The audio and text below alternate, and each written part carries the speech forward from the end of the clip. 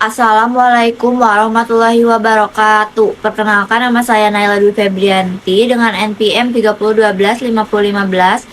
Di sini saya dari program studi S1 Hukum akan menjelaskan mengenai nafsul insan. Nafsul insan adalah dorongan dalam diri manusia yang selalu hidup, selalu bergerak, dan selalu mengarahkan kita ke suatu pilihan.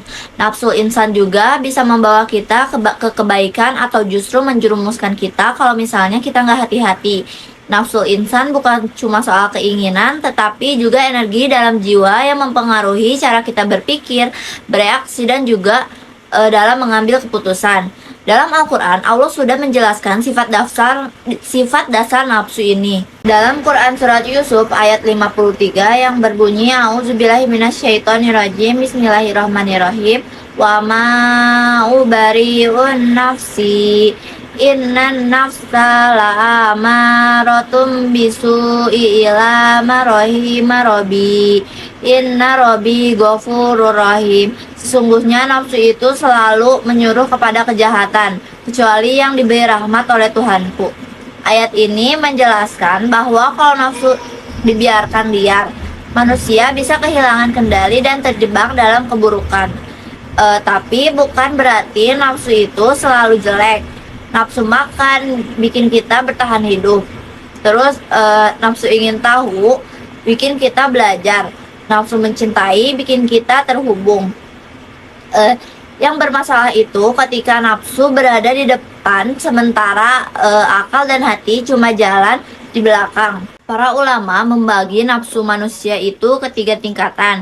Yang pertama ada nafsu amarah, yaitu nafsu yang sering nyeret kita ke dalam hal yang buruk. Contohnya orang jadi gampang marah, gampang iri, gampang pengen semuanya cepat. Ini tuh fase dimana nafsu itu memimpin dan akal cuman ikut. Yang kedua ada nafs lawamah, yaitu nafsu yang mulai sadar. Di tahap ini manusia mulai menyesal kesalahan, mulai mikir sebelum bertindak, dan juga mulai berjuang melawan dorongan negatif. Ada tarik ulur antara pengen berbuat baik dan godaan buat jatuh.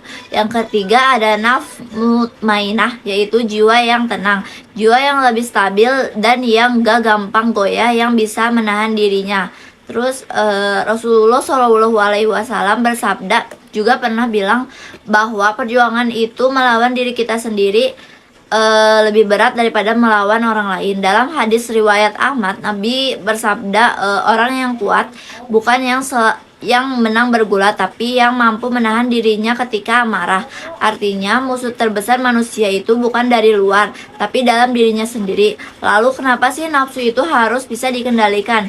Karena kalau nafsu itu dibiarkan bebas, ia bisa merusak hubungan, bisa merusak keputusan, dan juga bisa merusak masa depan. Nafsu itu bikin kita impulsif, pengen semuanya cepat, instan, tanpa proses, padahal perjalanan hidup itu butuh sabar dan kontrol diri.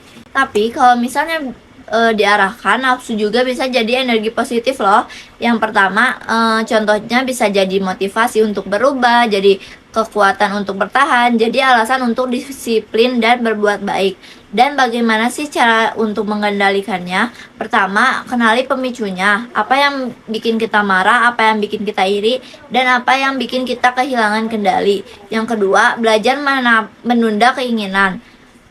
Nafsu itu kuat di awal, tapi makin lemah kalau kita kasih jeda. Satu tarikan nafas pun kadang sudah cukup. Ketiga, kuatkan hati dan akal. Perbanyak ilmu, baca hal baik, renungkan diri, dan dekatkan diri kepada Allah. Jiwa yang kuat itu hasil dari latihan, bukan keajaiban. Keempat, pilih lingkungan yang baik. Nafsu itu kayak api. Lingkungan buruk bisa bikin api makin besar. Lingkungan baik bisa bikin api tetap terkendali. Jadi kesimpulannya, nafsu insan itu adalah bagian dari diri kita sendiri. Kita nggak bisa menghilangkannya, tapi kita bisa ngarahinnya dan menjaga supaya dia nggak menguasai hidup kita. Dan kemenangan paling indah dalam hidup adalah saat kita berhasil dalam mengalahkan diri kita sendiri. Sekian dari saya, mohon maaf bila ada kekurangan. Wassalamualaikum warahmatullahi wabarakatuh.